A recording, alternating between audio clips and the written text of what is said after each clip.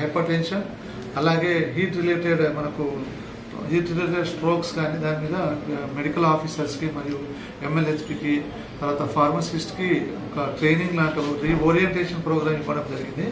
ఇందులో మా మెడికల్ ఆఫీసర్స్కి తర్వాత ఎంఎల్హెచ్పిస్కి ఖచ్చితంగా ఈ ఎన్సిడిది 100% ఎక్కడైతే స్క్రీనింగ్ మాకు జరుగుతుందో 100% కావాలని చెప్పేసి సూచించడం జరిగింది.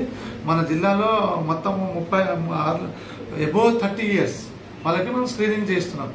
అందులో పాపులేషన్ 3,60,000 పాపులేషన్ ఉంటే మనం ఇప్పటివరకు 87% అచీవ్ అయ్యారు. మన జిల్లాలో ఇప్పటివరకు డయాబెటీస్తో సఫర్ అవుతున్న వాళ్ళు 15,000 ఉన్నారు. అలాగే హైపర్ టెన్షన్తో సఫర్ అవుతున్నారు 31 years 31,000 పాపులేషన్స్ మనం సఫర్ అయి ఉన్నారు. అయితే వీళ్ళకి ఖచ్చితంగా ఏమైనా ఫాలో అప్ చేయడం, తర్వాత ఎవ్రీ మంత్ వాళ్ళకి డ్రగ్ స్టాక్ పెట్టుకోవడం, 3 months stock orientation compulsory drug మనకు స్టాక్ ఉంచుకోవడం. ప్రతి పేషెంట్కి మనం ఏదైతే మనకు సఫర్ అయిన వాళ్ళకి ఖచ్చితంగా మిస్ కాకుండా వాళ్ళకి కౌన్సిలింగ్ ఇవ్వడం, వాళ్ళకి తర్వాత లైఫ్ స్టైల్ చేంజ్ చేయడం, ఇలాంటిది మనకి ఈరోజు ఓరియంటేషన్లో చెప్పడం జరుగుతుంది.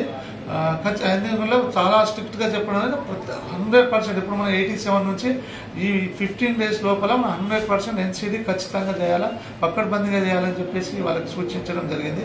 అలాగే హీట్ రిలేటెడ్ డిసీజెస్లో సన్ స్ట్రోక్లో వాళ్ళకు ప్రైమరీ ట్రీట్మెంట్ పిహెచ్సి లెవెల్లో ఏ విధంగా చేయాలా, పిహెచ్సి లెవెల్లో సన్ స్ట్రోక్తో బాధపడిన ట్రాన్స్పోర్టేషన్లో ట్రీట్మెంట్ ఎలా చేయాలా, అలాగే రిమ్స్లో కూడా మనం ప్రత్యేకమైన ఒక సన్ స్ట్రోక్ కోసం ఒక రూమ్ ఏర్పాటు చేయడం జరిగింది 5 bedded. దానికి ఏసీ కానీ కావాల్సిన ప్రత్యేకమైన ప్రోటోకాల్ తోటి ప్రత్యేకమైన సన్ స్ట్రోక్తో బాధపడే వాళ్ళకు మళ్ళీ అక్కడ ఫిజిషియన్స్ కూడా ట్రైనింగ్ ఇవ్వడం జరిగింది.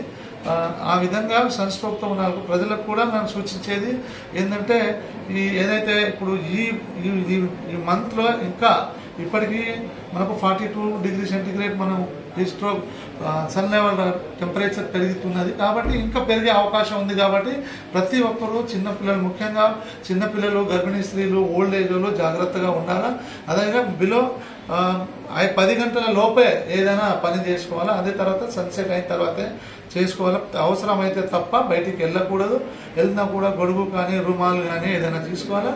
తర్వాత మనకు రెగ్యులర్ ఫ్రీక్వెంట్లీగా మనం ఏదైనా లిక్విడ్ తీసుకోవాలి, ఏదైనా పానీయాలు కానీ తర్వాత వాటర్ తీసుకోవడం కానీ కొబ్బరి బొండం కానీ ఫ్రీక్వెంట్లీ మనకు దాహం ఉన్నా లేకున్నా కూడా తరచుగా నీళ్ళు తాగుతూ ఉంటే మనం ఈ సన్ స్ట్రోక్ బాధపడకుండా కూడా చూస్తాం.